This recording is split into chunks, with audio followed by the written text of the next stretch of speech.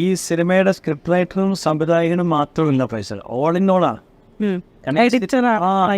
എനിക്ക് വേണ്ടിയിട്ട് അദ്ദേഹം കുറച്ച് മാസങ്ങളായിട്ട് ഊണും ഉറക്കവും ഇല്ലാണ്ട് നടക്കുകയാണ്. കാരണം അദ്ദേഹത്തിൻ്റെ ഒരു സ്ട്രഗിൾ, അദ്ദേഹത്തിൻ്റെ ഒരു ഹോംവർക്ക്, ഒരു ഹാർഡ് വർക്ക് ശരിക്കും ചെയ്യുന്നുണ്ട്. അത് ഞങ്ങൾക്കൊക്കെ കാണാൻ സാധിക്കുന്നത്.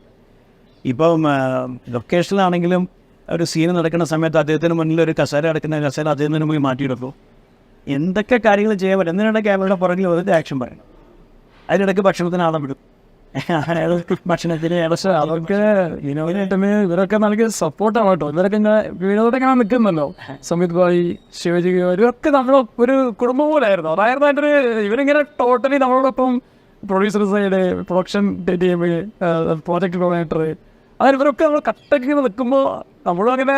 സുന്ദരനെ കുറച്ച് നാളുകളായി നമ്മൾ റിയാലിറ്റി ഷോയിലൂടെയും അതല്ല തന്നെ യൂട്യൂബ്, ഇൻസ്റ്റഗ്രാം കോണ്ടന്റ് ഒക്കെ നമ്മൾ കാണുന്നുണ്ട്. അപ്പോൾ സിനിമ എന്നുള്ള ഈ ഒരു സ്വപ്നം സത്യമാകാനായിട്ട് why did it take like so long?